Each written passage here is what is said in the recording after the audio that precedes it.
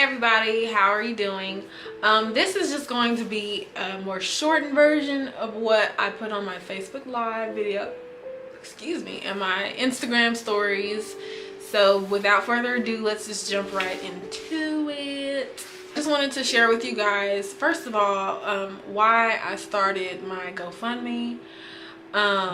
So the GoFundMe, what happened was I kind of was faced with a last minute decision, and I really want to get out of the job that I'm working.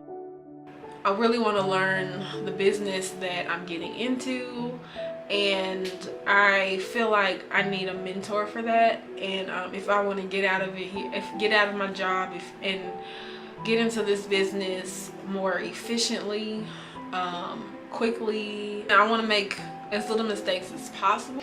I have I found a mentor, and somebody has already reached out to me on one of my posts on Facebook and asked me, why am I asking for it, and if I don't work hard for it, am I really gonna respect something that I didn't work hard for? And for people who believe that me asking for help to reach my dream is me being lazy or not working hard, I don't really care what you're saying. I know one thing: I've worked really fucking hard to get to where I am. This was my last minute decision. I was laying in the couch when my job called me and told me to come to work, and I was laying there and I was like, I don't want to go back. I don't want to go back. I don't want to go back. But I have to be there in a week. They're not paying me enough to get out here and start buying houses off the market and flipping them. I don't have enough saved up for that. I'm 25 years old, and a lot of other 25-year-olds have been blessed with parents that have money to give them, and they can go out and set out and have these ventures. But unfortunately, in my it wasn't something that was important in my family when survival was the #1 thing. We weren't thinking about investing. We weren't thinking about creating lasting businesses. So I'm here trying to do something in the best way I know how, and that's asking for help. I'm ready to take action on my dream. So without further ado, I want to tell you guys my story. Let's start with my mom and dad. My mom was a college graduate, and she worked really hard to get through school. She worked with her family business.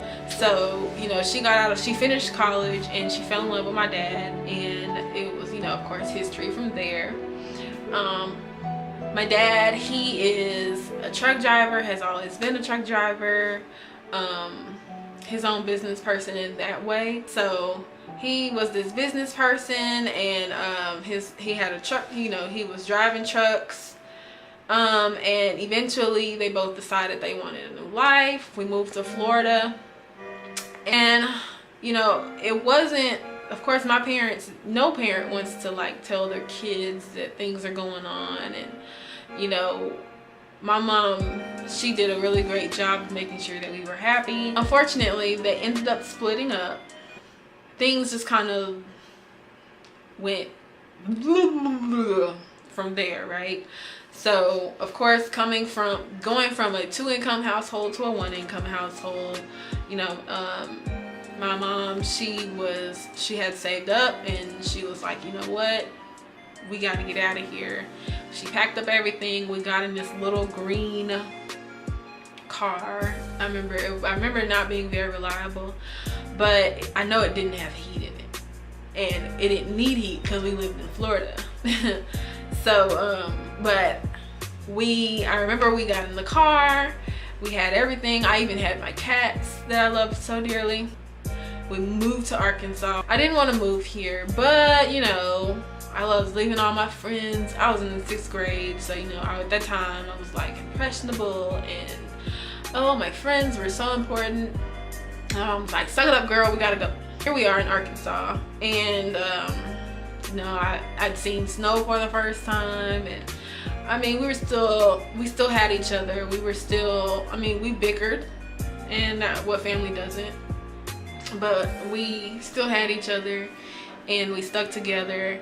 And I mean, we dealt with a lot in the time that it took us to really like settle down, because we moved around quite a bit, and then we ended up having to deal with like homelessness for a little while. And that's really kind of where it kind of dawned on me. I started getting that itch that I wanted to change something about how things had been in the family, and financially especially. And I didn't know how I was gonna do that, but I knew I wanted to do it. I want to change for my family. So that was like early into the story of me wanting to become an investor. I hadn't thought about being an investor yet, but you know, I knew I wanted to change something. Fast forward, high school, graduated high school, had no idea about really what I wanted to do with my life. Got to my first year of college, really, it was the week before college had even begun. I dropped my major as a civil engineer. And then I changed my major to art. And then I changed my major to art education. And then I changed my major to biology. I was like, fine, I'll just be a nurse, you know.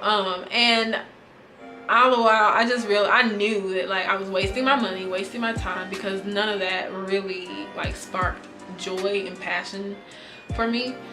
And of course, still going back and forth with this idea of being an investor. So fast forward a little bit more, left college and decided to go into hair school secretly, aside from what my family knew, because my family wanted me to be a doctor. Okay, I won't say my whole family, but my grandparents were really pressuring me to, you know, they were pressuring me, and they wanted me to do what they thought was right, but that wasn't what made me happy. So my mom was always really supportive, so I dropped college, and I went to hair school. And that's where, you know, I really got the taste of being my own business person, and really offering my income and having income that I could really work with. And in 2015, you know, my first year as a stylist, I also got married. And my whole thing about marriage at the time, you know, I didn't realize it till now, but I think I was really trying to complete something that had remained incomplete in my mind about my mom and dad. And so with my marriage, I really wanted to do better than them. Like, I wanted to be better than my parents. I wanted to prove to myself, for whatever reason, that that's not who I was gonna be. You know, I was gonna have the successful marriage. I learned that I should definitely chase my dreams. And at the time, like, 3 years of being married, doing hair, it was almost 4. That's quite a bit of time, and that's when I really started playing with the idea of becoming an investor. I wanted to make all this money doing hair so that I could begin investing into real estate, and I began even diving in more so to like classes that they send you in the mail. You get those little letters in the mail, and they're like, oh, we're having this great real estate expo, and we want you were selected to come out, and they use all this great wording and stuff. And I'm suckered. I got suckered into going, and they would like give you the entrance fee to, you know, to start the program. That was absolutely out of my budget. I had debt at the time, and I couldn't afford to go to these classes because they were charging like $5,000 up front, and then they wanted $25,000 more dollars on the back end, and they wanted me to max out all these credit cards because they were just so sure that I was going to make my money back. So I put the idea down. I was doing hair, you know, learning to love myself in this time. I mean, there was like a shift in my life. I don't know what happened, but it was just like, follow your dreams. Follow your passion, because I was losing the passion of doing hair, because I love the art of doing hair, but the other part of doing hair, you know, having to be in the salon all hours of the day, not really getting a chance to have that freedom, because I was so worried that my clients, you know, would need me. Like, really some pressure as a hairstylist. I would book people late at night. I would book people early in the morning just to accommodate their schedule. One of my clients, they told me about insurance adjusting. I learned a lot from it, and that's what I've been doing for the last 5 to 6 months. I learned so much, and I learned about, you know, my product, which is houses. So, you know, I needed that.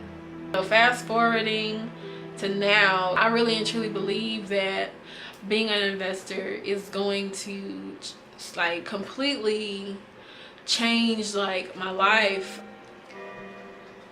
I really want to give this dream a try. My only obstacle has always been, you know, funding to get to a mentor.